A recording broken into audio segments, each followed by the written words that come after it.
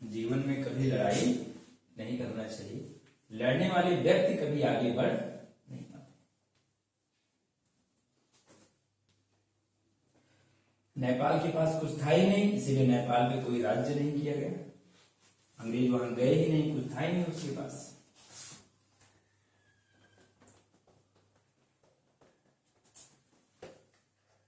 भारत में जिन क्षेत्रों में उपज बेहतर होती थी, जो उपजाऊ क्षेत्र थे या समुद्र के किनारे क्षेत्र थे, वहां कुल अंग्रेजों ने कब्जा किया और बेहतर ढंग से वहां पे उन्होंने पैसा निकाला ड्रेन ऑफ वेल्थ थ्योरी के थ्रू। और एक क्वेश्चन भी है कि उन्होंने गंगा नदी के पानी को ले जाके टेम्स नदी में डाल दिया। ये नदी है ब्रिटेन में, वहां के पानी को जैसे सोखता होता है ना, एक चीज को रखते हो पानी को निकाले, तो वहां से निकाले और वहां जाके निचोड़ दिए। और एक कथन और है कि मतलब अंग्रेज जो यहां पे काम कर रहे थे, स्टेटमेंट याद नहीं आ रहा ना,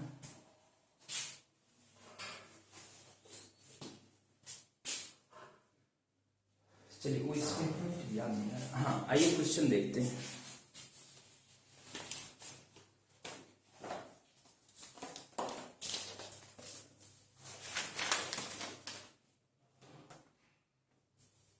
हाँ, 1833 हो गया था ना, 53 भी हो गया था। एक क्वेश्चन देखिए आप सब। अब क्वेश्चन किस लॉजिक से बन रहा है आप ये ध्यान से देखना।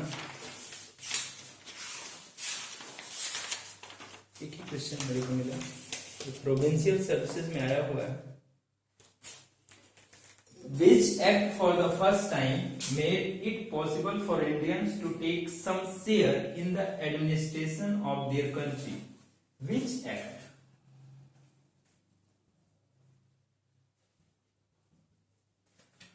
Which act for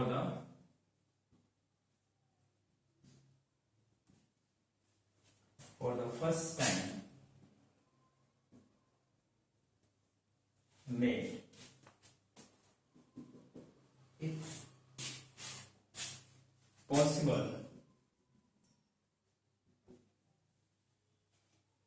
for Indians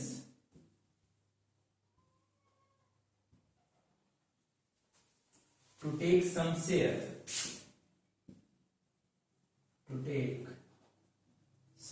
देखो इंग्लिश ना समझ में आए तो बता दीजिएगा। To take some share in the administration of their country, in the administration of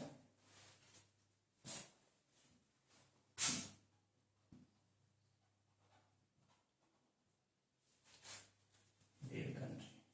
यहां पे दिया है A, B, C और D। Charter act 1833, charter act 1833, charter act 1853, charter act 1853, फिर government of India act 1858, government of India act 1858, Indian council act 1861, D है Indian council act 1861। बताइए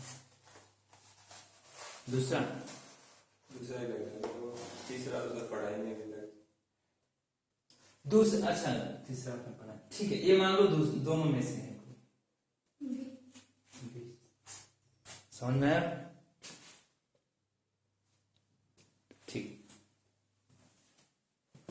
यहां पे ये समझना है कि बी क्यों होगा। 33 में तो सरों ने विरोध कर दिया था, 53 में सरों मान गए थे। हम याद रखना, कोई पूछे कि पहली बार आप दिल्ली कब गए, तो दिल्ली भले नहीं आने दिया गया, लेकिन दिल्ली के लिए चले तो। फिर क्वेश्चन है, पहली बार दिल्ली जाने में कब सफल हुए? गए और सफल हुए। जो छोटे एग्जाम है, मतलब प्रोविंशियल आईएएस स्तर पर भी आएंगे, वहां पे हमें दिमाग का यूज उतना ही करना है, ये मान के बाकी चीजों को कांस्टेंट मान लेना है। कभी कभी ज्यादा पढ़े लिखे लोग छोटी चीज में बहुत ज्यादा सोचने लगते हैं, अभी जानिएगा। तो ऐसी हमें चीजों को कांस्टेंट मान के चलना है। यहां पे बोल रहे हैं which act for the first time made, कौन सा एक्ट जो है पहली बार बनाया गया जिसमें इट पॉसिबल, इसने संभव किया, इसमें संभावना निहित हुई फॉर इंडियंस के लिए, भारतीयों के लिए, to some share, to take, भाग लेने के लिए, पार्टिसिपेट करने के लिए, सम शेयर, कुछ हिस्सा, एडमिनिस्ट्रेशन में, उनके देश में। ये कब पॉसिबल हुई और फर्स्ट टाइम कब ऐसा किया गया? तो फर्स्ट टाइम किया गया 1833 में, लेकिन विरोध बाद में हुआ। तो बाद की चीज नहीं पूछ रहे, जब विरोध पर पूछे तब हमें ये बात समझ पा रही हैं? सर 1833 में तो विचार आया था ना, खुली प्रतियोगिता। हाँ, विचार आया था, फिर विरोध होने के बाद हुआ नहीं था। हाँ, लेकिन वही तो पूछ रहे हैं, विचार कब आया? नहीं समझ पा रहे हैं? एग्जाम्पल दिया जाए, आप ऐसे सोचो, छोड़ो। खट्टर साहब आपके यहाँ के मुख्यमंत्री हैं, मतलब हरियाणा के मुख्यमंत्री हैं, आपके यहाँ के केजरीवाल हैं। खट्टर साहब बेचारे शादी किए नहीं है। खट्टर साहब को देखिएगा, उनसे एक बार रजत शर्मा ने पूछा, एक बार क्या जब भी जाते हैं पूछ ही लेते हैं, पता नहीं खुश करने के लिए पूछते हैं कि अंदर जो गम छिपा हुआ है उसे और दिखाने के लिए पूछते हैं, कुछ पता नहीं होता। जैसे पूछे कि आपको किसी से प्यार नहीं हुआ कभी? अब खट्टर यहाँ पे बोलते हैं नहीं, इसका बाद में बताएंगे।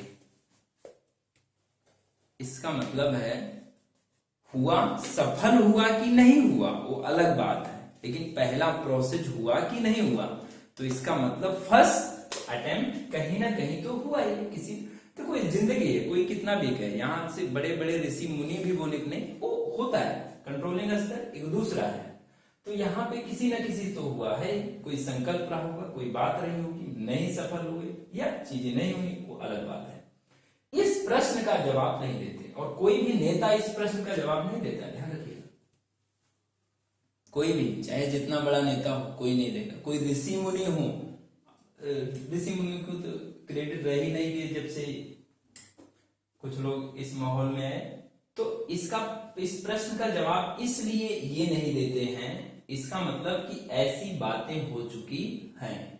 तो आपको एक्ट पे ध्यान रखना है, ये मैं क्वेश्चन के लिए बता रहा हूं, ऐसा मत आप सोचिएगा कि which act for the first time made it, पहली बार, तो पहली बार यहाँ पे हुआ था, सक्सेस नहीं हुआ अलग बात है, लेकिन बातें हुई थी। समझना है? भूलेंगे नहीं।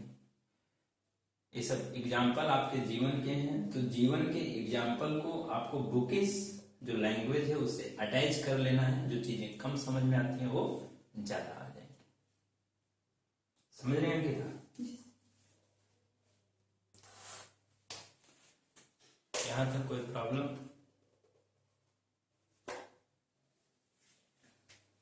जैसे अटल जी बेचारे, अटल जी पहले क्या थे?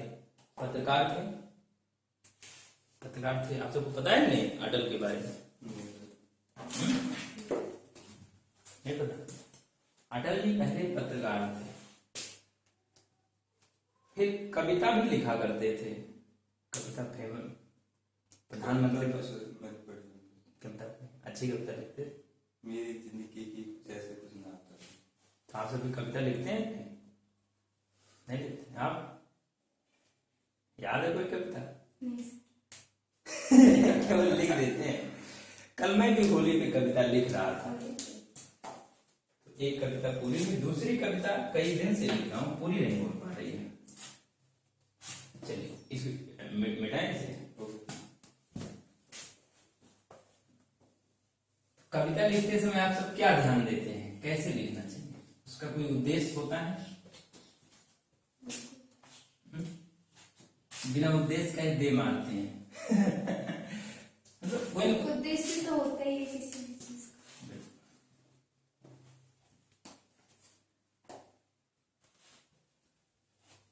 ठीक।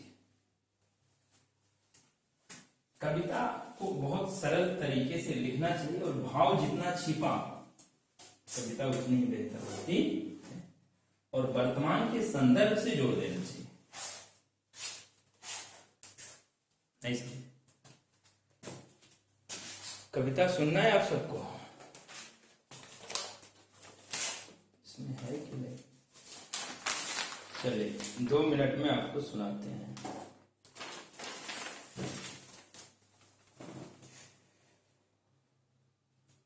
ठीक, इसमें आपसे पूछा जाएगा कि आपने क्या समझा, समझ में आया? ठीक है, लिखने की कोशिश करना है आप सबको भी।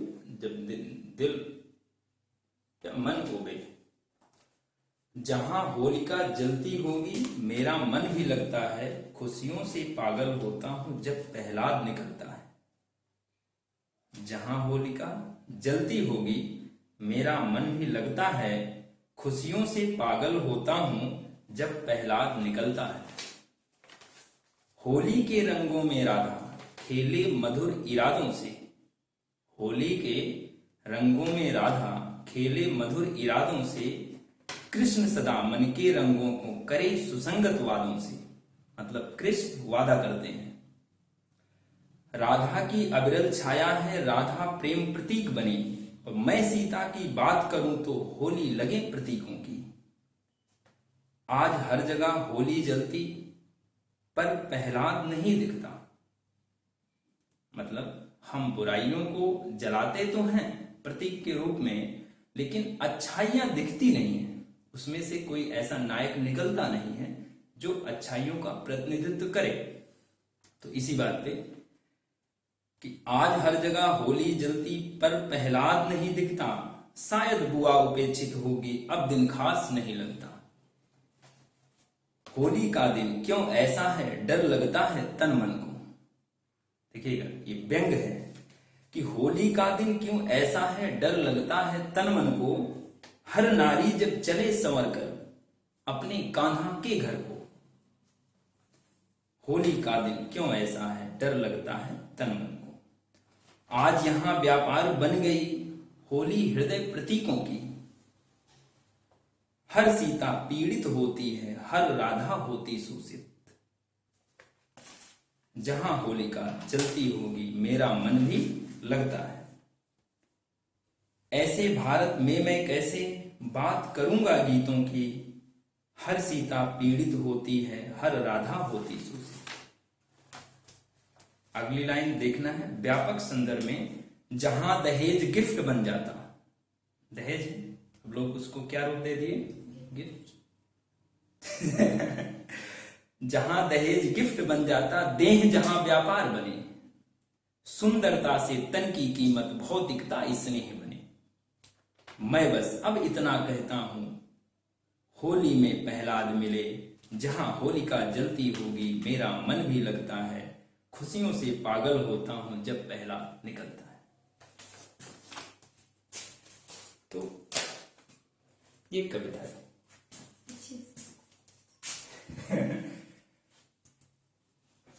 कोशिश करना चाहिए, जिंदगी है, आप बेहतर कवि बन गए, बहुत पैसा है आजकल, है कि नहीं? अपने आपके अंदर बहुत सारी खूबियां छिपी हैं, उनको निकालना है। कब कौन क्या बन जाए कोई जानता नहीं।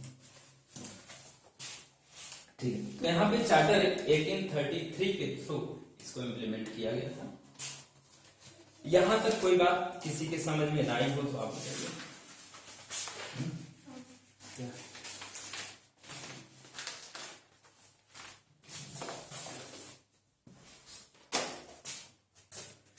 अब हमें पढ़ना है। अच्छा, 1858 हमने शुरू नहीं किया था, लेकिन 18 इसमें एक चीज लास्ट में हमने क्या पढ़ा था एक बार बताइएगा। 1853 का चार्टर एक्ट। 1850 इसको शुरू कर दिए थे ना, ये पूरा हुआ था कि नहीं 1853? प्रशासनिक और विधायक कार्य को अलग कर दिया गया। 6 महीने संविधान ठीक है। घोषित। यहाँ पे प्रतियोगी परीक्षाओं का आयोजन शुरू हो गया था, ठीक है ना, और कंपनी का शासन समाप्त हुआ था। समाप्त हुआ था सर्विस का दिया। कंपनी का शासन क्या था? यहाँ पे निश्चित समय का निर्धारण संसद द्वारा कंपनी का किसी भी समय समाप्त किया जा सकता था। मतलब समाप्त नहीं हुआ था, एक टाइम लिमिट दे दी गई थी। मतलब टाइम लिमिट भी नहीं, यहाँ पे ये दिया गया था कि कभी भी ऐसा हो सकता है।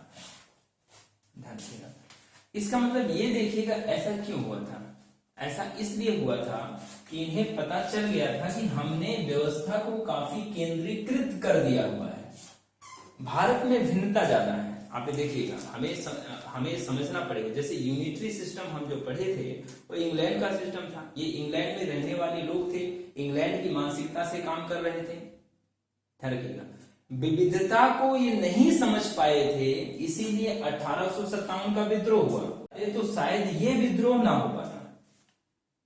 अब ये विविधता को समझेंगे और आगे आने वाले अधिनियमों में ये राजाओं को शामिल करेंगे, शोषण करते रहेंगे। ध्यान रखिएगा, शोषण तो अंत तक जाते जाते करते रहेंगे। ये समझ में आ रहा है? और ठीक है, अब भारत शासन अधिनियम 1858 हमें पढ़ना है, 1850। आइए इसको देखते हैं।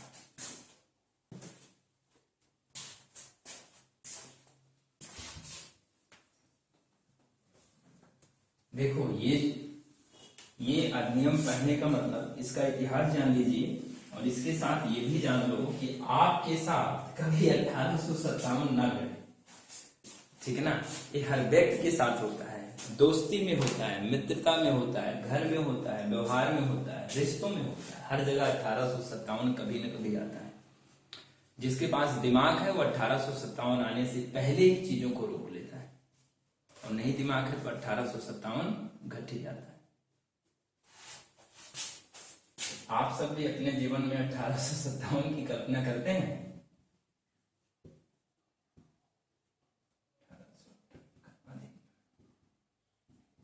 देखिए ऐसा होता क्यों है। ये व्यवस्था को केंद्रीकृत करते चले जा रहे थे। ध्यान रखिएगा, राजाओं से उनको उनके बच्चों का गोद लेने का अधिकार छीन लिए। ठीक है, बहुत सारी अव्यवस्था यहां पे फैल गई थी, गरीबी फैल गई थी, अकाल की स्थितियां थी, राजस्व की वसूली अपने चरम पर चल रही थी। ठीक है ना, यहां पे देखना यह है कि राजाओं में कुछ तो थे लेकिन बहुत ज्यादा असंतुष्ट भी थे, क्योंकि केंद्रीकृत व्यवस्था हो रही थी, इनको कोई सम्मान मिल नहीं रहा था। और जब ज्यादा केंद्रीकृत व्यवस्था हो जाए और तरीका शोषण का चलने लगे, तब यहां पे होगा क्या, पूरी आग लग चुकी थी। यहां तक एक प्रकार का लगभग 100 साल का शोषण तो हो ही चुका था, ना तो हो चुका था। व्यापारी थे, व्यापारी बेचारे बेरोजगार हो गए थे। जितने भी लोग थे, आप जानिएगा ईस्ट इंडिया कंपनी के पास जितनी पूंजी थी उससे ज्यादा पूंजी गुजरात में कार्य करने वाले व्यापारी के पास थी। ध्यान रखिएगा, कई गुना पूंजी थी, लेकिन ये ऐसी पॉलिसी बनाए कि उसकी पूंजी खत्म हो गई। तो हर जगह विद्रोह था। यहां एक चिंगारी थी। चिंगारी क्या थी? कहते हैं मंगल पांडे नाम था, फिल्म भी बनी है शायद मंगल पांडे। सुअर का कारतूस कहते हैं, गाय की चर्बी का या सुअर का, ऐसे ही दोनों उस पर लगाए कि ऐसा आ रहा है, धर्म नष्ट हो जाएगा। मोहम्मद अली जिन्ना के बारे में कहा जाता है कि वो सुअर का अचार खाते थे। बहुत रेशनल व्यक्ति थे। ध्यान रखिएगा, पढ़े लिखे लोग बहुत रेशनल होते हैं, लेकिन अपने लक्ष्य को पूरा करने के लिए इरेशनल बातें करते हैं।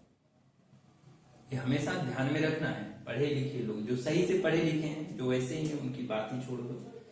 जो तार्किक लोग हैं, पढ़े लिखे लोग बहुत रेशनल होते। तो मोहम्मद अली जिन्ना सूअर का अचार खाते थे और खुद की शादी किसी इस्लामिक लड़की से नहीं किए हुए थे। ध्यान रखिएगा, किससे किए हुए थे? वो एक पारसियन महिला थी। और इसीलिए मोहम्मद अली जिन्ना की बेटी भी अपने किसी मुस्लिम लड़के से शादी की नहीं। या तो उसको पसंद नहीं आया या तो नेचर पसंद नहीं आया होगा। मोहम्मद अली जिन्ना ने कहा कि उनको इतने मुस्लिम लड़के कोई पसंद नहीं आया, तो लड़की ने उलट के जवाब दिया। ध्यान रखिएगा, आप शुरू में कोई मार्ग तय करते हैं तो बच्चे उलट के जवाब भी देते हैं। तो इस लड़की ने कहा कि आपको मेरी मम्मी ही पसंद आई थी, मतलब आप भी तो मुस्लिम महिला से कर सकते। तो ये आप किसी कोई अमेरिका में था, उससे शादी की, फिर जाके अमेरिका में अपना बस गई वहां। तो जब मरी थी तो पाकिस्तान में शोक मनाया गया था। अच्छा, दूसरी महिला होती तो यहाँ पे प्रधानमंत्री बन सकती थी, रह के बन सकती नहीं। ये ऐसा क्यों नहीं की? आइए, तो 1857 का जो विद्रोह होता है, ये एक भयानक आग इकट्ठा हो चुकी थी। मन के अंदर गुस्सा था, बस चिंगारी की जरूरत थी और चिंगारी मिल गई अच्छी। कोई सुअर के नाम पे तो कोई गाय के नाम पे, बस मामला धर्म का बना। दोनों धर्मों के लोग एक, और ये आंदोलन शुरू हो गया। स्थितियां इस कदर हो गई कि अंग्रेजों की स्थिति खराब हो गई ये आंदोलन देख के। ध्यान रखिएगा, इसीलिए इसको प्रथम स्वतंत्रता संग्राम भी कहा जाता है।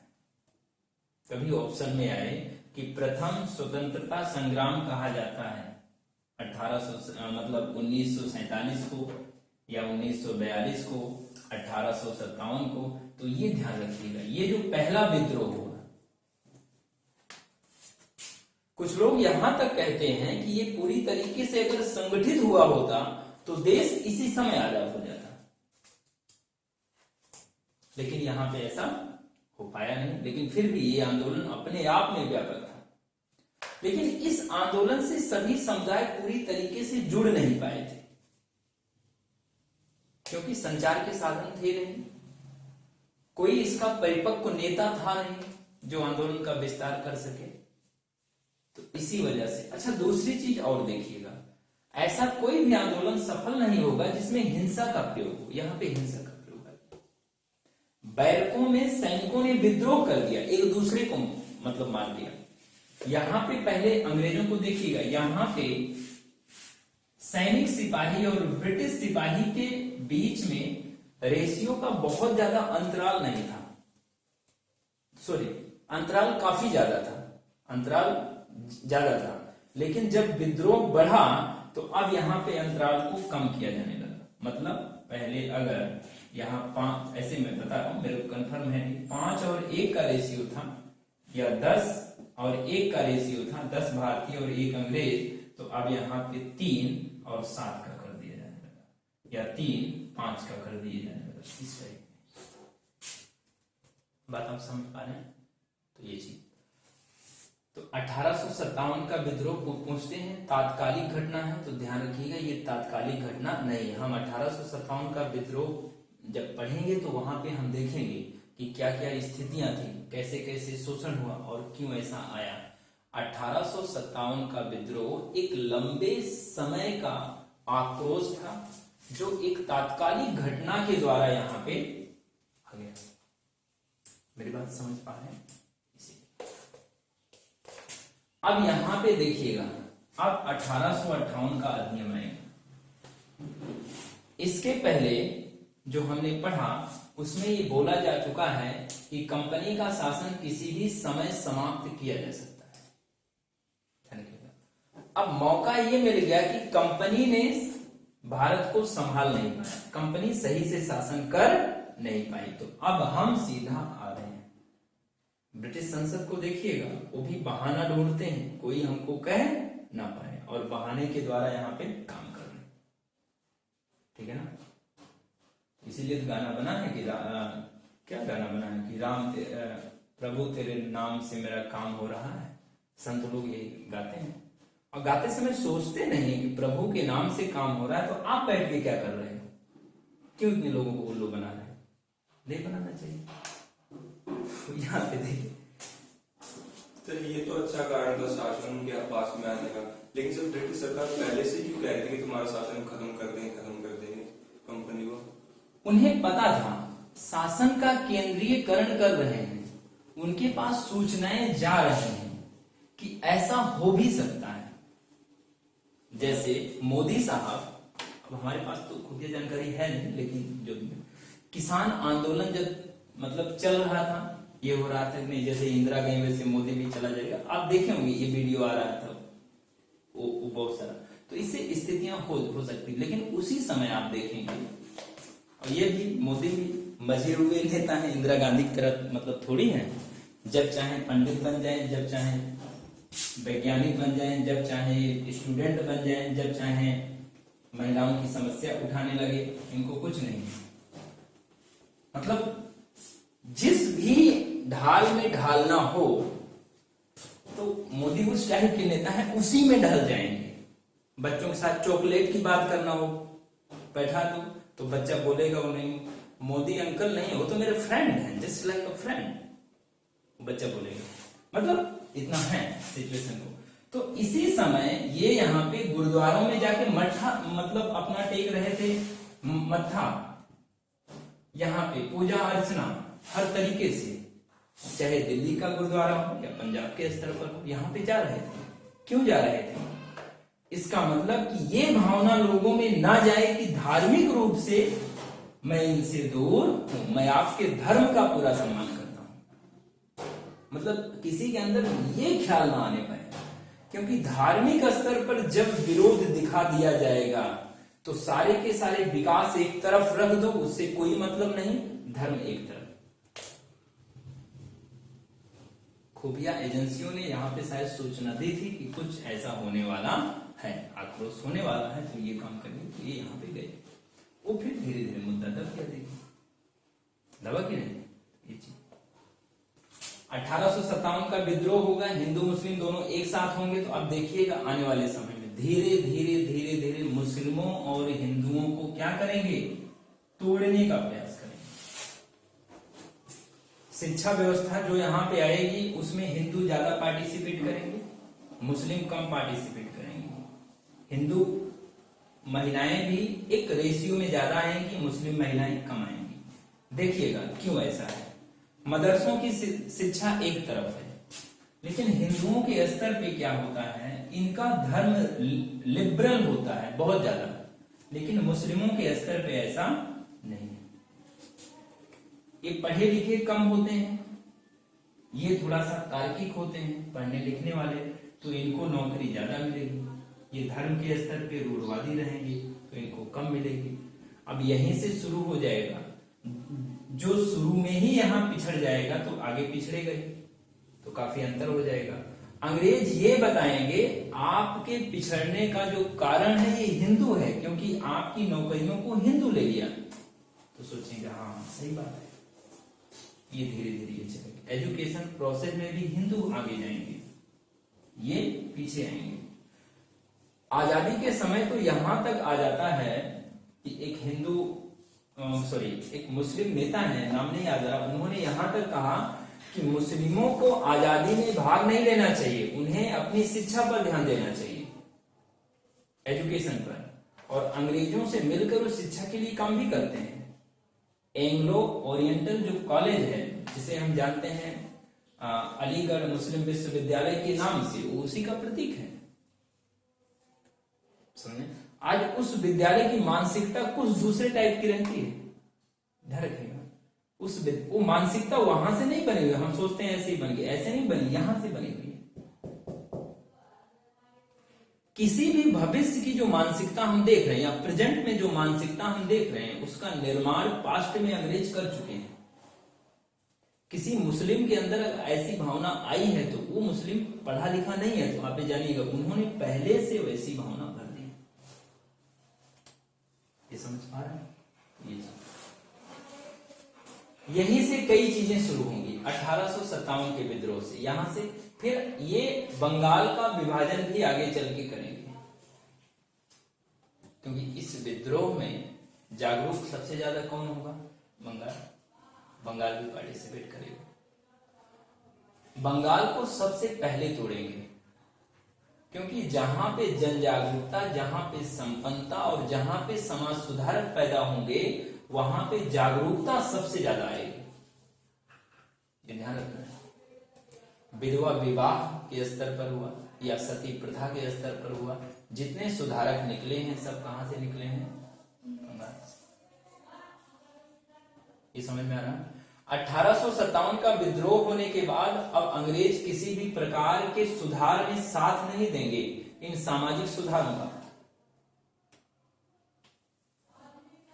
ये समझ पाए कि नहीं? कहेंगे अब हमें सामाजिक सुधारों में ध्यान देना नहीं है, विधवा विवाह करो कि ना करो, कुछ भी करो, उधर इंटरफेयर करना ही नहीं। अब इधर देखना है कैसे और दिन तक राज कर सकते हैं। ये चीज समझ पाए आप?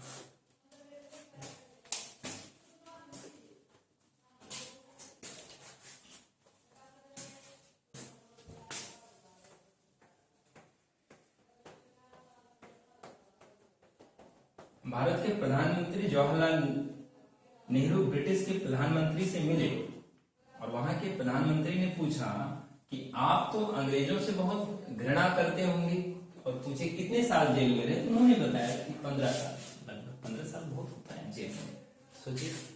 तो नेहरू ने जवाब दिया कि हम ऐसे नेतृत्व के साथ काम किए हैं जो ना तो किसी से डरता है और ना ही किसी से घृणा करता है। तो अंग्रेजों से घृणा करनी चाहिए? नहीं करनी चाहिए। हमें सीखना चाहिए कि अंग्रेज कैसे राज कर रहे हैं। डिवाइड एंड रूल की पॉलिसी यहीं से शुरू हो जाती है 1857 से। डिवाइड एंड रूल, ध्यान रखिएगा, बांटो और राज करो। शुरू में दिखाई नहीं देगा, लेकिन इनकी सारी योजनाएं यहीं से बनेगी। चर्चा चलेगी कि अब कैसे राज किया जाए।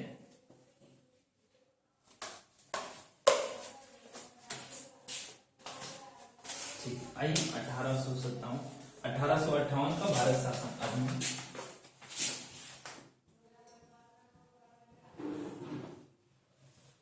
भारत शासन अधिनियम। किसी को लड़ा के राज्य करना आसान होता है कि नहीं होता? आप सब बताइए। आसान होता है। और किसी का विकास करके राज्य करना आसान होता है कि नहीं? विकास करने में मेहनत लगती है और लड़ाने में मेहनत नहीं लगती। कभी कभी आप देखेंगे कि परिवार में रहने वाले सदस्यों को ही लोग आपस में लड़ा लेते हैं, या कोई सदस्य हुआ किसी दूसरे को लड़ा दिया अपने दिमाग से, और वहां पे वो दोनों तरफ से अपना, वो भी अच्छा वो भी, ऐसे चलता रहता है। अंग्रेज यही काम करते हैं। तो आपको अपने जीवन में ध्यान रखना है, जब आप आपस में ही लड़ रहे हैं तो वहां पे तुरंत सोच लेना है कहीं तीसरा व्यक्ति तो इसके पीछे नहीं है। अगर आज इस क्षेत्र में दवाइयां बिक रही हैं, ऐसी दवाइयां बिक रही हैं जो नशे के लिए यूज की जाती हैं, इंजेक्शन बिक रहा है, अवैध धंधे हो रहे हैं, बहुत सारी ऐसी संरचनाएं चल रही हैं जो बच्चों के लिहाज से उचित है नहीं, इंटरनेट पे ऐसे कंटेंट मौजूद हैं जिन पर कोई प्रतिबंध लग नहीं पा रहा है, और उन देशों से वो कंटेंट आ रहे हैं जो देश अपने बच्चों को बहुत केयर करते हैं। इसका मतलब कहीं ना कहीं कुछ ऐसी पॉलिसी चल तो नहीं रही है कि कहीं भारत के बच्चे बहुत ज्यादा आगे न निकल जाए। और बराक ओबामा अपने शासनकाल में इस बात को बोल चुके हैं कि भारतीय मैथ में बहुत तेज निकल रहे हैं। समझ पाइएगा? तो ऐसी चीजें, इसीलिए आप ये जानिएगा, जो भी चीजें भारत में हो रही हैं गलत, वो भारत के लोगों के द्वारा तो की जा रही हैं, डायरेक्ट रूप में दिख रहा है, लेकिन बैक में किसी तीसरे देश या किसी तीसरे पर्सन का सपोर्ट है जो सामने से दिखाई नहीं पड़ता। इसीलिए कभी भी जो पॉकेट मार होता है वो पॉकेट दिख रहा है, पॉकेट काट रहा है, लेकिन दरअसल पॉकेट वो नहीं काट रहा, कोई और काट रहा है, दिखता नहीं। समझ में आया? आइए, क्या करना है, यहाँ पे देखना है हमें इन सारी चीजों को। 1858 का भारत शासन अधिनियम ये जब आता है, भारत की संप्रभुता सॉवरेंटी जो है ईस्ट इंडिया कंपनी से लेकर अपने में निहित कर ली। अब यहाँ पे जो सॉवरेंटी होती है,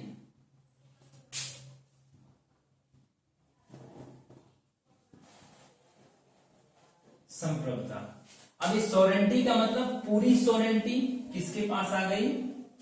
ताज के अंतर्गत।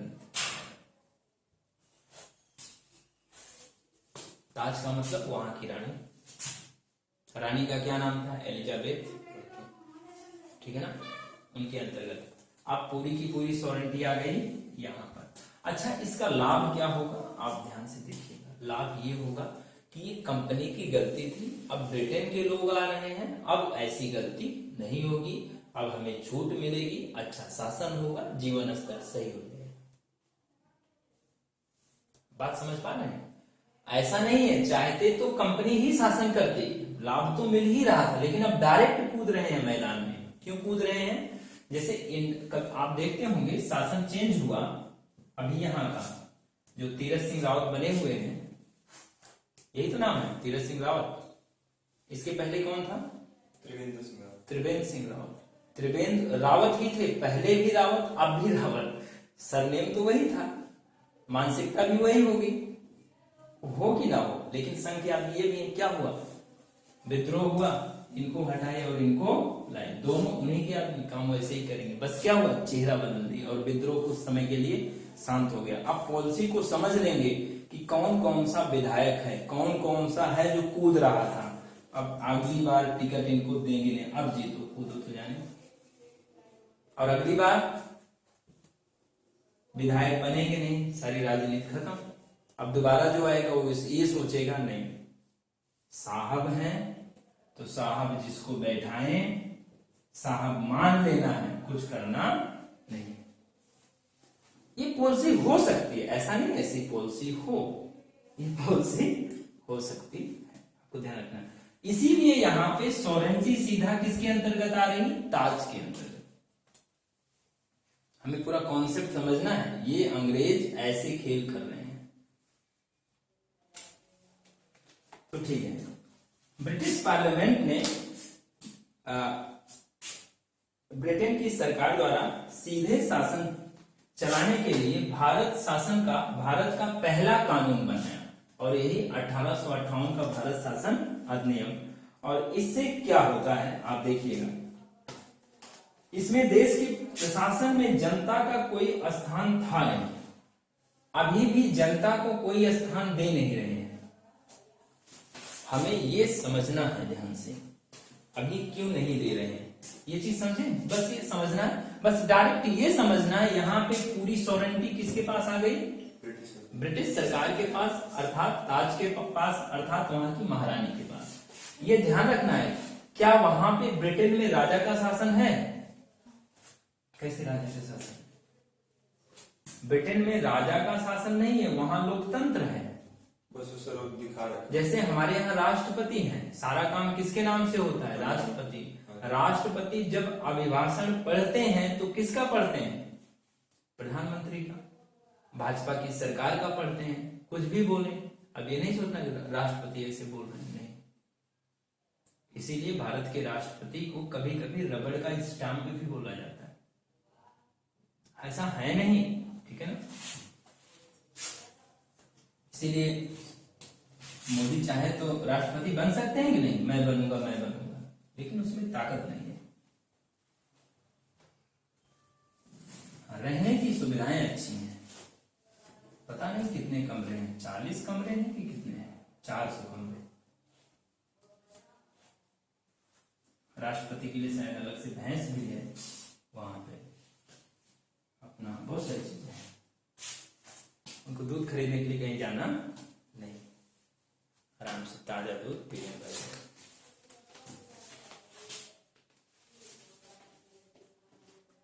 आइए, इसमें देश के प्रशासन में जनता का कोई स्थान था नहीं। अब देखिएगा यहां से शुरू क्या होगा, कॉन्सेप्ट समझिए, विद्रोह हो रहा है, केंद्रीयकरण की वजह से हो रहा है। अब वहां पे हम जैसे रेगुलेटिंग एक्ट से इधर केंद्रीयकरण की तरफ आए थे, अब यहां से फिर हम रेगुलेटिंग एक्ट की तरफ जाएंगे। समझना ध्यान से, मतलब विकेंद्रीकरण की तरफ। विकेंद्रीकरण करके अब हमें क्या करना है, शोषण करना है। करना शोषण ही है, शोषण की गति और बढ़ेगी, लेकिन विकेंद्रीकरण करके। सर जो 1853 में भी तो किया था प्रशासनिक और विधायक, दो किसमें किया था? प्रशासनिक और विधायक कार्य अलग अलग कर दिए थे। हाँ, उसमें जो किए थे, अब यहां से वहां पे जो किए हैं, ध्यान रखिएगा, 1857 के पहले किए हैं। यहां से विकेंद्रीकरण की गति बहुत तेजी से बढ़ेगी यहां पे, ठीक है ना। वहां पे वो जो कर रहे हैं, देखिएगा उनके पास कोई अधिकार नहीं है। यहां पे धीरे धीरे इनको अधिकार देना शुरू करेंगे, ये समझिएगा। वहां भी रहा है, देखो एक कॉन्सेप्ट आपको समझना है। अगर वहां पे ये लोगों को स्थान दे रहे हैं, ऐसी व्यवस्था कर रहे हैं, और भर्ती प्रक्रिया के लिए प्रतियोगी परीक्षा ला रहे हैं, तो इसका मतलब कि इन्हें पता है कि अब हमें यहाँ पे क्वालिटी चाहिए, लोगों को मैनेज करने के लिए अच्छे लोग चाहिए, और शोषण करना है तो हमें फिर सोच समझ के करना है, क्योंकि विद्रोह हो सकता है। लेकिन वो समझी गई, जो इनकी साजिश थी, जो इनकी रणनीति थी, वो कामयाब हो नहीं पाई, विद्रोह हो गया। तो अब यहां से इनकी पॉलिसी अलग चलेगी, ठीक है ना। और पहली बार में ये कुछ करेंगे नहीं, पहली बार में प्रशासन को कैसे ठीक करना है ये काम करेंगे। 1858 के अधिनियम में ये अपने प्रशासन को सुदृढ़ बनाएंगे, फिर 1861 के अधिनियम में फिर वहां से चीजों को छोड़ देंगे। ध्यान रखिएगा, पहली बार क्या बनाएंगे, सुदृढ़ बनाएंगे, समझ पा रहे हैं, और फिर इसके बाद ये छोड़ देना। तो यहां पे देखिएगा क्या करते हैं, ये अधिनियम जब लागू हुआ, सम्राट की शक्तियों का जो प्रयोग होगा इस सेक्रेटरी ऑफ स्टेट के द्वारा किया जाएगा। Secretary of state for India, secretary of state,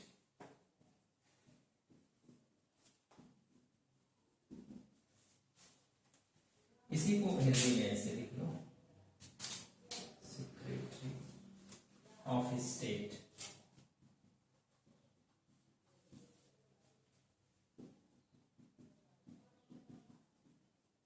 state for India. 15 सदस्यों की परिषद इनको दी जाती है, ये ऐसे देखना। अभी हम इसको एक बार फिर से बताएंगे, 15 सदस्यों की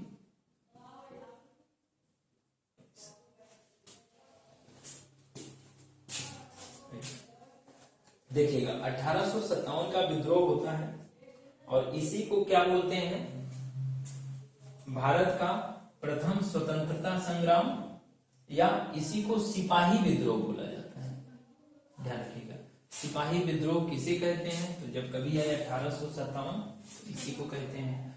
प्रथम स्वतंत्रता संग्राम किसे कहते हैं, तो ये आए तो ठीक है ना।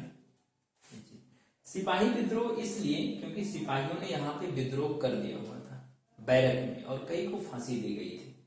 और प्रथम स्वतंत्रता संग्राम इसलिए किया गया था क्योंकि लोग आजादी की इच्छा यहाँ पे पाल चुके थे कि अब आजाद होना है। देखो, आजादी की चिंगारी यहां से निकल गई थी कि हमें छुटकारा किससे पाना है, हमें कंपनी से छुटकारा पाना है, मतलब अंग्रेजों से छुटकारा पाना है। ये चीज आ गया था, मन में आ गया था, और ये दिखाई दिया था। इसके पहले तक डायरेक्ट जनता का कोई विद्रोह हुआ नहीं था। ध्यान रखिएगा, राजा हो सकता है, लड़ाई राजाओं में हुई थी, लेकिन जनता का डायरेक्ट पार्टिसिपेशन ऐसा नहीं हुआ था कि हम जान सकें कि नहीं जनता ही कर रही है। बात समझ पा रहे हैं? ये चीज अब 1858 का जो भारत शासन अधिनियम आता है, इसी को एक नाम और देते हैं, भारत के शासन को अच्छा बनाने वाला अधिनियम बोला जाता है। भारत के बस इसकी मानसिकता समझना है, क्योंकि भारत के शासन को अच्छा बनाने वाला।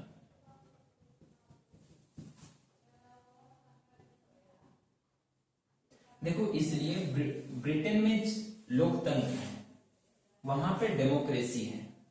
जब संसद डायरेक्ट यहाँ पार्टिसिपेट करेगी, ताज डायरेक्ट यहाँ आएगा, तो लोगों के अंदर ये भावना डेवलप होगी कि भाई अगर ब्रिटेन की सरकार ब्रिटेन में अगर इतना अच्छा काम कर रही है, तो वो सरकार यहाँ भी अच्छा काम करेगी। ये समझ पा रहे हैं?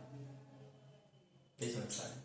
ये चीज मतलब पृष्ठभूमि देखते हैं ना, हमारे आपके यहाँ भी लोग क्या देखते हैं? पृष्ठभूमि। जैसे किसी बच्चे ने इसके पहले तक अपने घर में बहुत अच्छा काम किया हुआ है, अगर ये मेरे घर से भी अगर जुड़ता है तो अच्छा काम करेगा। या किसी कंपनी का मालिक है, या किसी प्रदेश के मुख्यमंत्री हैं, अपने प्रदेश में बेहतर काम किए, तो अगर ये पूरे देश के लिए आएंगे तो सभी राज्यों के लिए अच्छी पॉलिसी लेके आएंगे, और सभी राज्य क्या बन जाएगा? गुजरात बन जाएगा। यही तो सोच के आए थे, नहीं आए थे? विकास का कौन सा मॉडल देने के लिए आए थे? गुजरात को। केजरीवाल विकास का कौन सा मॉडल देने के लिए जा रहे हैं? दिल्ली।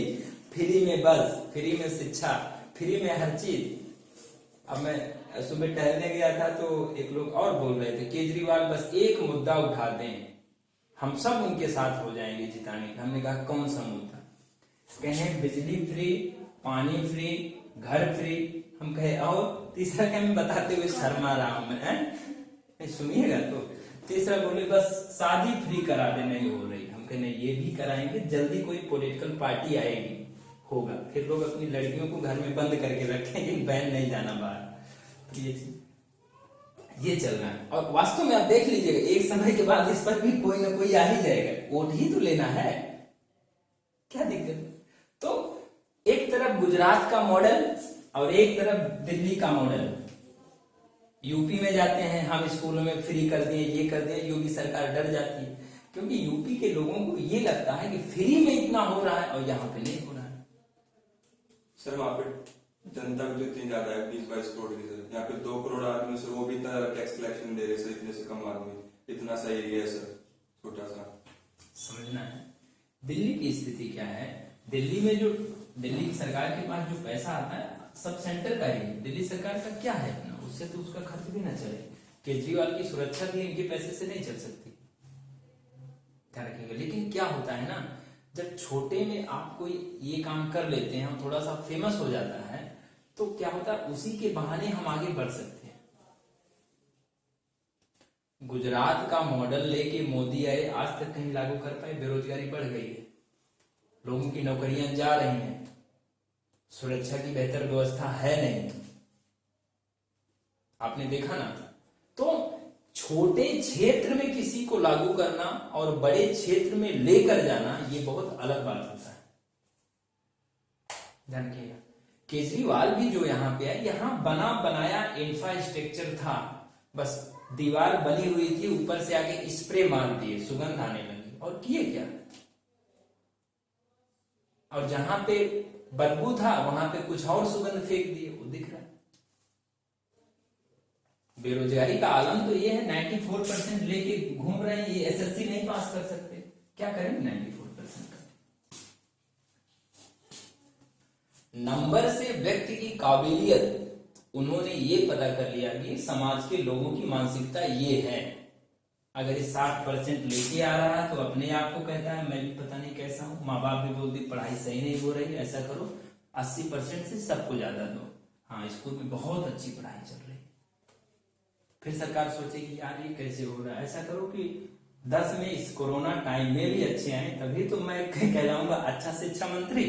भाई कुछ भी लिखो नंबर मिले, इस बार देखिए और अच्छा रिजल्ट आएगा, अगली बार से भी और अच्छा रिजल्ट कब आएगा इस बार।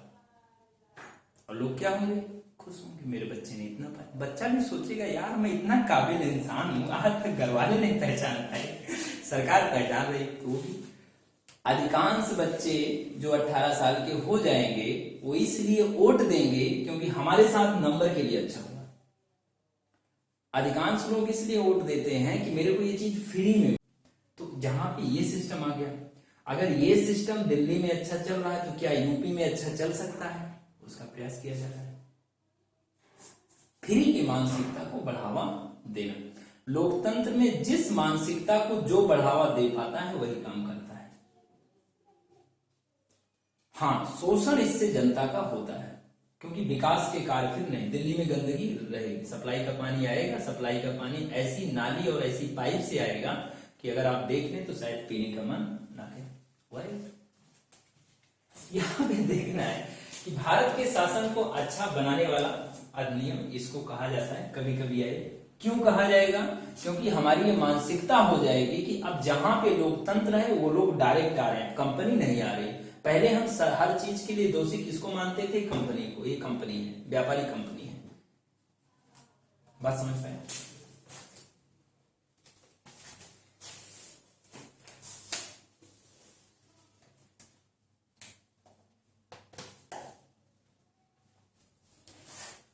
तो भारत का शासन सीधे महारानी विक्टोरिया के पास चला गया। कौन सी महारानी? विक्टोरिया,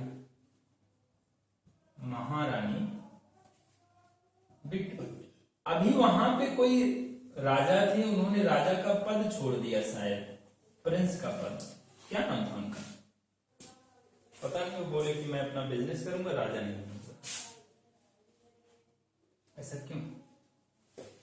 सर उनकी पत्नी को रंग वगैरह की दिक्कत की वजह से वो ढीला पड़ा ना उसको, रेसिज्म से। सर उसमें अपने मतलब राज है परिवार में, इसलिए छोड़ दिया सर उसको। कोई बात होगी, राजा का पद लोग छोड़ दे रहे हैं ब्रिटेन में, रेसिज्म कुछ नहीं, क्या सुरक्षा तो थी। तो कहते होंगे भारत में लोग विधायक का पद नहीं छोड़ने वाले हैं। इसका मतलब ये ध्यान देना है, जहां पे इकोनॉमी जितनी कमजोर होगी वहां पे राजनीति में अनियमितता उतनी आएगी और लोग उसी को पैसे का माध्यम मानेंगे। और जहां की इकोनॉमी अच्छी होगी वहां पे ही राजनीति में अच्छे लोग आएंगे। बहुत से लोग विधायक इसलिए बनते हैं कि बनने के बाद काम कम करना पड़ता है, प्रॉफिट ज्यादा हो जाता है।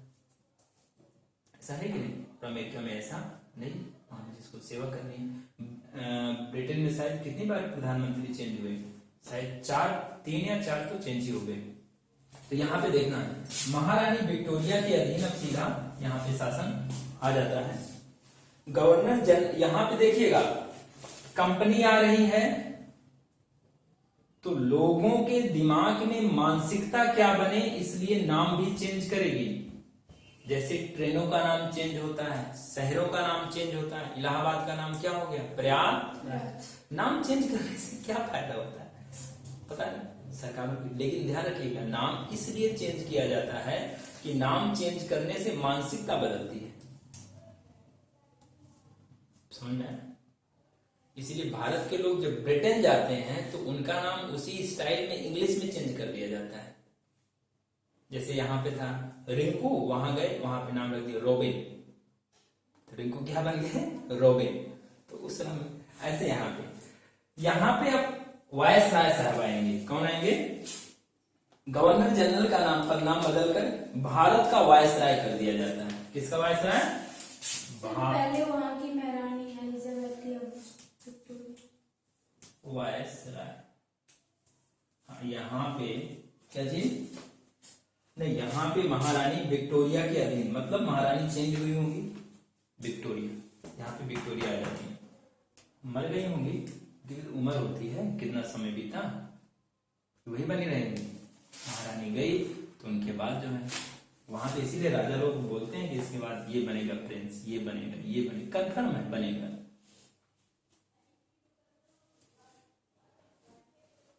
तो भारत का वायसराय, अब भारत के वायसराय के नाम से जाने जाएंगे, जो पहले जाने जाते थे गवर्नर जनरल के नाम से। अब अच्छा, यहाँ पे एक चीज और इंपॉर्टेंट हो जाएगा, वायसराय। तो भारत का पहला वायसराय कौन होगा? सर जो governor general Lord William Bentinck. ठीक है, लिखिए। एक क्वेश्चन आता भी है कि भारत का पहला वायसराय लॉर्ड कैनिंग है। कौन है? शासन चेंज होगा तो सब बदलेंगे। Lord Canning, Lord Canning Bharat के प्रथम कैनिंग होगा, कैनिंग। आप ये ध्यान रखिएगा, भारत में अभी भी है। जैसे देखिए, क्षेत्र के स्तर पे जब कोई अनियमितता होती है तो वहां के अधिकारियों को हटा दिया जाता है, कुछ समय के लिए हटाया जाता है नहीं। तो यहाँ भी जितनी भी अनियमितता होगी इनको हटा दिया गया। इससे क्या होता है, दिमाग फ्रेश होता है कि अब दूसरा आ गया, अच्छा काम करेगा। यही काम ये कर रहे हैं, यही काम आज की सरकार भी करती है। कोई डीएम बहुत अच्छा काम करे और जनता के अंदर अगर कुछ ऐसा आ जाता है तो ऐसा नहीं है, उसको उससे अच्छा पद दे सकती है, लेकिन थोड़ी देर के लिए हटा के और फिर बीच में किसी और को लाई और फिर उसको आगे बढ़ा दी, क्योंकि उसने काम तो अच्छा किया है। ये ध्यान रखिएगा। इसलिए तो भारत का वायसराय कौन बन जाता है? Lord Canning. तो ये पूछा जाता है भारत का प्रथम वायसराय कौन था? तो लॉर्ड कैनिंग। और ये इंपोर्टेंट किस लिए बन जाता है? क्योंकि 1858 का भारत शासन अधिनियम, इसके बाद डायरेक्ट चेंज होते हैं और गवर्नर जनरल के पदनाम को भारत के वायसराय के पदनाम से जाना जाता है। तो ये अपेक्षा रहती है कि बना कौन, वही पुराना था कि नया था, कुछ आपने ध्यान दिया हुआ है कि नहीं। तो जब ध्यान दिए होंगे तो ये बना। इसलिए बहुत आता है भारत का प्रथम वायसराय, प्रथम गवर्नर जनरल। छोटे एग्जामों में, बड़े एग्जामों में ऐसा यहां तक समझ पाया आप? नहीं समझ पाया?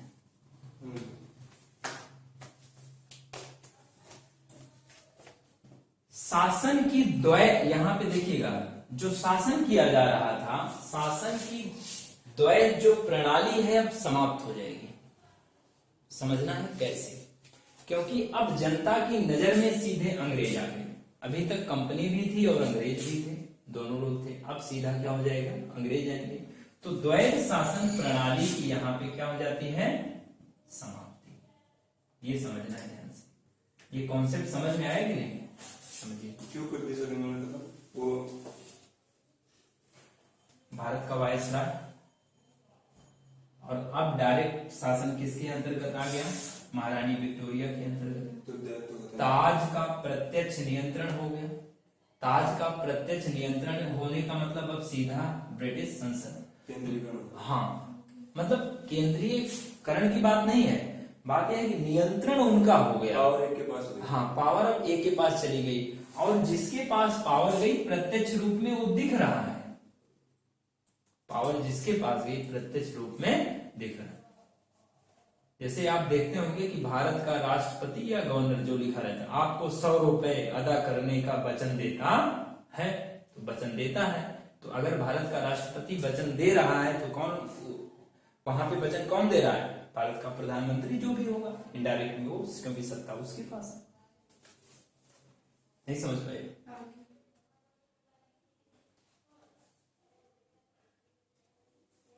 और एक नया पद आता है, भारत के राज्य सचिव, सेक्रेटरी स्टेट ऑफ इंडिया, ये जो हमने लिखा था, इसी को भारत के राज्य सचिव का एक नया पद आता है, भारत का राज्य सचिव। इसे कैबिनेट स्तर का दर्जा दिया जाएगा ब्रिटेन की संसद में। इसे भारतीय प्रशासन पर संपूर्ण नियंत्रण की शक्ति नहीं थी, मतलब इसमें भारतीय प्रशासन पर संपूर्ण नियंत्रण की शक्ति, मतलब भारतीय प्रशासन पर इसका पूरा नियंत्रण था। इसका नियंत्रण का मतलब ब्रिटेन का नियंत्रण है और ब्रिटेन की तरफ से ये बनाए जा रहे हैं अधिकारी। ये समझ में आया? ठीक है। तो एक बंदा भारत का ही था। हाँ, और ये, हाँ, और ये ब्रिटिश कैबिनेट का सदस्य होता था। कैबिनेट यानी कि उनकी संसद का सर। हाँ, ब्रिटिश संसद की कैबिनेट का ये सदस्य होता था। फिर भारत का जो राज्य सचिव था सर, ये मतलब इंडिया का था, फिर ये भी अंग्रेजी था। इंडिया का कोई नहीं है, ध्यान रखिएगा। बड़ा पद और इंपॉर्टेंट पद इंडिया के किसी व्यक्ति को नहीं मिलेगा, ध्यान रखिएगा। आजाद होते होते भी किसी को नहीं मिलेगा। सेना में बहुत ज्यादा कोशिश करेंगे तो सूबेदार बन जाएंगे, इससे ज्यादा नहीं बन पाएंगे। समझ रहे हैं?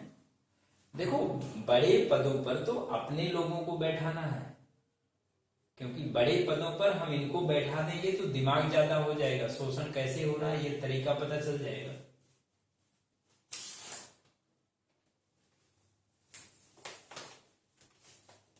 ये समझ पाए? और ये अंततः क्या होते थे? संसद के प्रति उत्तरदायी होते थे, जो ब्रिटिश संसद होते थे, और ये ब्रिटिश कैबिनेट का सदस्य था।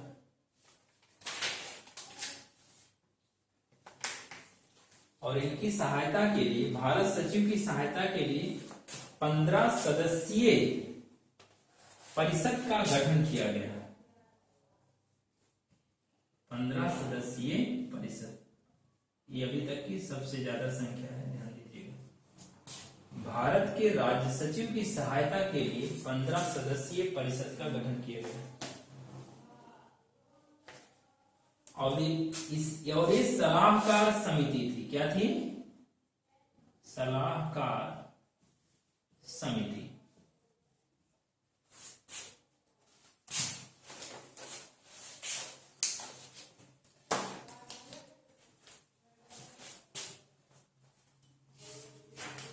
समझ पा रहे हैं? कौन सी समिति थी? सलाहकार समिति। सलाहकार समिति का मतलब क्या होता है? ये समिति सलाह देगी, मानना ना मानना वो इनके अंदर है, विवेकाधिकार इनके पास है। और इसका जो अध्यक्ष होता था भारत सचिव होंगे, सलाहकार समिति का अध्यक्ष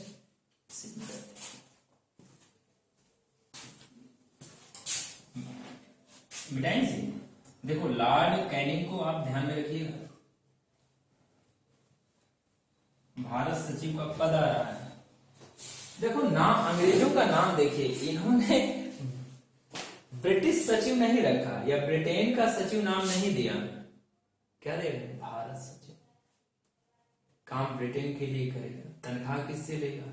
भारत से, वेतन भी, पेंशन भी, सारी चीज। और भारत के लोग, ब्रिटेन के लोग यहाँ पे आईएएस बनने के लिए पूरा एकदम, मैं बनूंगा, मैं डीएम बनूंगा, क्योंकि यहाँ का मौज है, वही वेतन, सारी फैसिलिटी, परिवार के साथ पूरा मौज कर रहे हैं। रिस्पॉन्सिबिलिटी बहुत ज्यादा है नहीं, अधिकार ही अधिकार। कलेक्टर की जॉब इसीलिए तो, अच्छा, वो पहले की मानसिकता अभी तक बनी हुई है। नेहरू जब प्रधानमंत्री बने तो एक इंटरव्यू में उनको कहना पड़ा कि बहुत सारे कार्य मैं इसलिए नहीं कर पाया क्योंकि यहाँ की नौकरशाही की जो मानसिकता है वही ब्रिटिश मानसिकता बनी हुई है। आप वैसे भी नाम लीजिए, लोग कहते अरे कलेक्टर साहब में क्या बात है, मतलब कि अधिकार ही अधिकार है, रिस्पॉन्सिबिलिटी कोई नहीं है।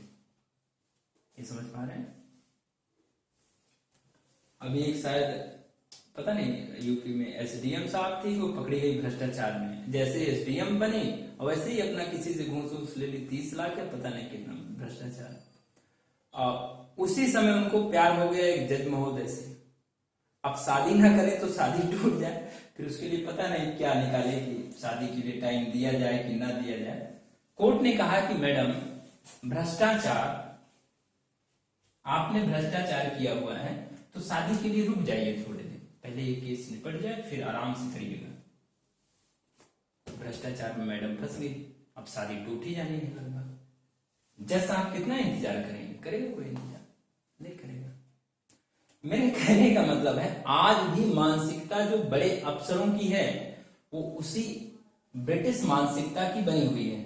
अपने अधिकारों का दुरुपयोग किस हद तक करना है ये कर देते हैं। इसीलिए जितने भी भ्रष्टाचार होते हैं ऊपरी स्तर के अधिकारियों के द्वारा किए जाते हैं।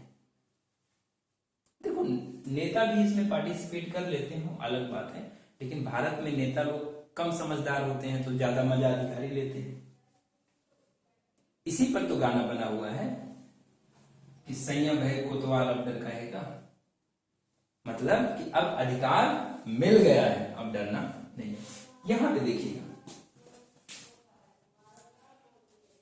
सलाहकार समिति अध्यक्ष इसके भारत के सचिव हैं। भारत सचिव की परिषद का यहां पे गठन हो ही गया। अब देखिएगा यहां पे इन्हें अधिकार कौन कौन से मिलते हैं। भारत और इंग्लैंड में मुकदमा करने का अधिकार था और इस पर भी मुकदमा किया जा सकता था। देखिए आप ये समझो, भारत और इंग्लैंड में मुकदमा करने का अधिकार मिल रहा है। दो चीज समझिएगा इसके थ्रू, भारत और इंग्लैंड में मुकदमा का अधिकार। दो चीजें समझिएगा, भारत में भी मुकदमा, इंग्लैंड में भी मुकदमा। अगर कोई बात होती है, किसी से आप नाराज होते हैं, कोई दिक्कत होती है तो आप मुकदमा कर सकते हैं। भारत के लोग सर? हाँ, भारत के लोग भी कर सकते हैं। किसके खिलाफ सर? इन अधिकारियों के खिलाफ? हाँ, सबके खिलाफ आप कर सकते हैं, कोई दिक्कत नहीं है। लेकिन होगा क्या, समझिएगा व्यवहारिक बातें। ये भी कर सकते हैं, भारत के लोग भी कर सकते हैं, क्योंकि मुकदमा करने का अधिकार तो सबको मिलेगा। आप भी चाहे प्रधानमंत्री के खिलाफ कर सकते हैं, मुख्यमंत्री के खिलाफ कर सकते हैं। जज साहब के खिलाफ किसी ने शोषण का आरोप लगा ही दिया था किसी महिला ने, तो सही है कि गलत, कोई अपनी अलग बात है। लेकिन यहां पे देखना है मुकदमा का अधिकार भारत और इंग्लैंड। भारत में तो आसान होगा, परेशान करने के लिए एक लिमिट तय करेंगे, इससे ज्यादा है तो इंग्लैंड जाना पड़ेगा। तो इंग्लैंड कोई जाएगा? नहीं जाएगा। ये चीज ध्यान रखिएगा, परेशान करने के लिए इंग्लैंड में मुकदमा। आज भी कहा जाता है कि भारत की सुप्रीम कोर्ट जो इतनी दूर बैठी हुई है, हर व्यक्ति की पहुंच कहां तक है? दिल्ली कौन आ सकता है? आ सकता है कोई? सुप्रीम कोर्ट की शाखाएं अगर हर राज्यों में किसी न किसी तरीके से खोल दी जाए, मैं कहता हूं 2 दिन के लिए, 4 दिन के लिए, ये जैसे अपना ये चलता है मोबाइल बैन है, होता है ना मोबाइल बैन, जज साहब उसी में बैठ जाए अपना, अब ये नहीं कोई कैप्चर करके ले जाए, पूरी सुरक्षा व्यवस्था हो, जाएं एक जिले में, हम कहते हैं 1 महीने में एक बार वहां पे पहुंच जाएं, या किसी स्टेट के स्तर पे अपना 2-3 जिला अपना वहां पे रख लें जो नजदीक पड़ता है, वहां अगर जाएं और जो मामले हैं यहाँ पे निपटारा करने लगे, तो इससे क्या फायदा होगा? फायदा ये होगा हर राज्य के हर व्यक्ति में सुरक्षा की भावना डेवलप होगी कि सुप्रीम कोर्ट दिल्ली में नहीं है, सुप्रीम कोर्ट हमारे घर के पास भी आता है, हम यहाँ पे अपनी बातों को लेके जाएंगे। लेकिन आज क्या है, दिल्ली आने के बाद तो कुछ लोग सुप्रीम कोर्ट पहुंचते हैं, है कहाँ पे? तो टैक्सी वाला घुमाता है ऐसे ऐसे, अभी दिखाता हूं कहाँ है, घूमने के बाद थक जाते हैं, फिर बोलता अभी बहुत दूर है, किराया और दो। तो सामान्य व्यक्ति दिल्ली का नाम सुन के डर जाता है, और फिर सुप्रीम कोर्ट का नाम सुन लिया तो पहली बार तो चक्कर आता है, अच्छा वहां जाना पड़ेगा, 3 दिन आराम करता है, घर वाले चाय पिलाते हैं, हिम्मत बांधते हैं, फिर वो आता है बेचारा, इतने में पैसा खर्च कौन आएगा? तो भारत में गरीबों की पहुंच कानून व्यवस्था तक इसीलिए नहीं है कि अभी भी यही मानसिकता कभी कभी अदालतों के स्तर पे चलती रहती है। इसीलिए अदालतों की पहुंच व्यक्ति के सामान्य व्यक्ति तक कैसे बनाई जाए, इस पर सरकारों को प्रयास करना चाहिए, और वर्तमान में सरकारें कर भी रही हैं, ऐसा नहीं है। मैं इसलिए बोल देता हूँ, रिकॉर्ड हो रहा, कोई सुन लिया तो फिर देशद्रोह का मुकदमा चल सकता है।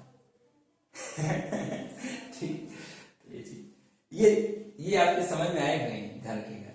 यहाँ इंग्लैंड और भारत, इसी के थ्रू कभी कभी क्या होगा, एक लिमिट से ज्यादा मुकदमा के लिए आप भारत में नहीं, इंग्लैंड, तो बहुत सारे लोग ऐसे ही नहीं जाएंगे, ठीक है ना। यहाँ पे देखिए, यहां तक किसी को समझने में कोई दिक्कत हुई हो बताइए, आगे बताया जाए। देखो यहाँ पे आपने देखा कि इस अधिनियम का उद्देश्य क्या था। यहाँ पे भारतीयों को कुछ छूट आपको मिलती हुई दिख रही है क्या? अभी तो कुछ दिख नहीं रही। यहाँ पे दिख क्या रहा है, यहाँ पे ये अपने प्रशासन में सुधार कर रहे हैं। क्या कर रहे हैं? प्रशासन को सुधार रहे हैं।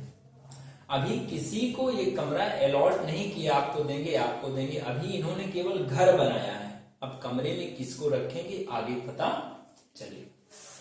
तो ये एक 1858 का भारत शासन अधिनियम अगर कहा जाए क्या था, तो एक प्रकार का अंग्रेजों का प्रशासनिक सुधार था। क्या था? प्रशासनिक सुधार। समझ में आया बेटा? नहीं आ रहा। पढ़ते समय ये तो नहीं लगता है कि कहां से जा रहा है, ऊपर से जा रहा है मेरे। ये ध्यान दीजिए।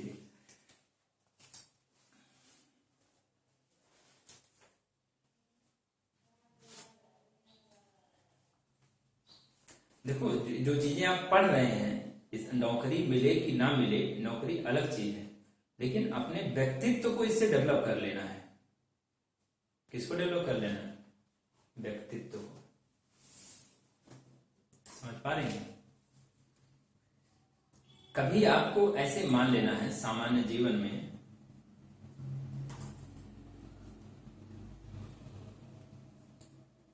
लिख लिए,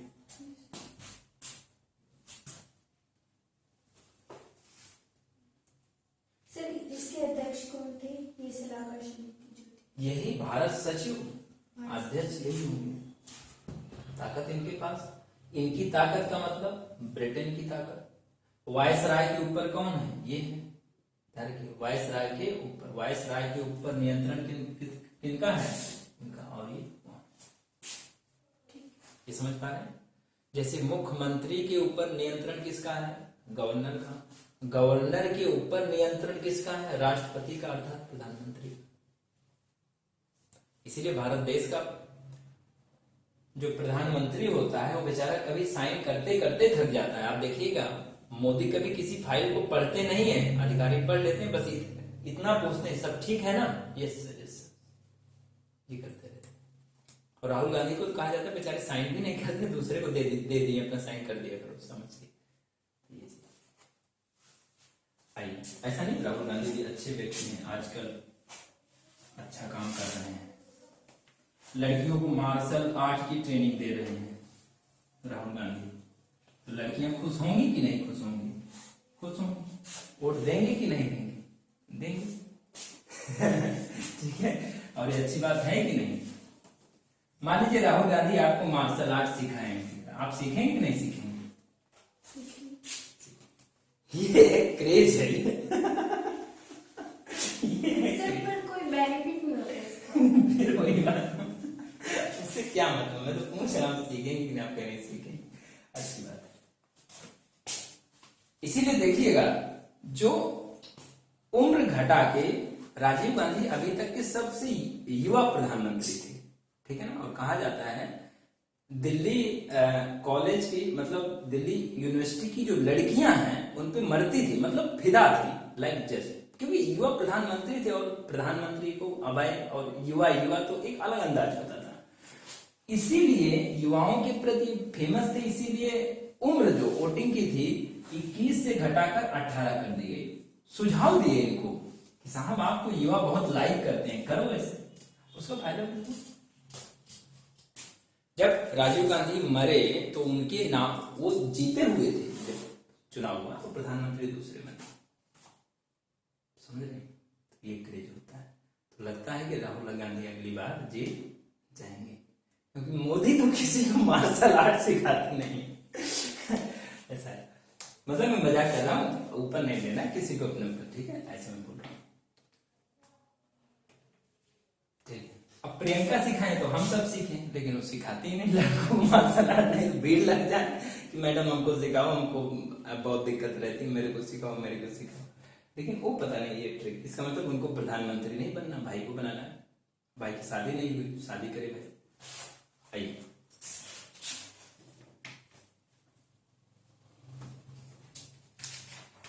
बाबा रामदेव का योगा न सिखाने लग जाए कभी, फिर बाबा रामदेव नाराज हो जाएंगे। नहीं, राहुल गांधी कपाल भात सही से नहीं किए, उनको सर हिला के करना चाहिए।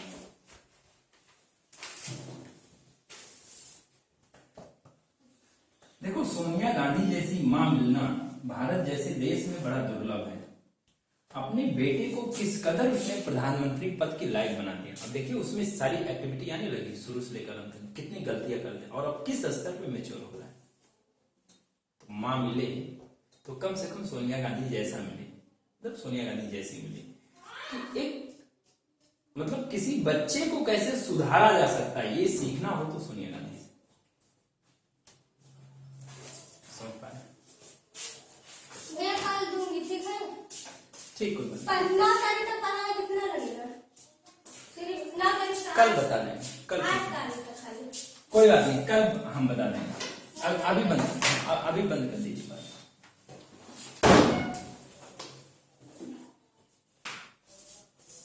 तो यहाँ पे ये हो गया था, ठीक है। अब 1861 का हम जो पढ़ेंगे,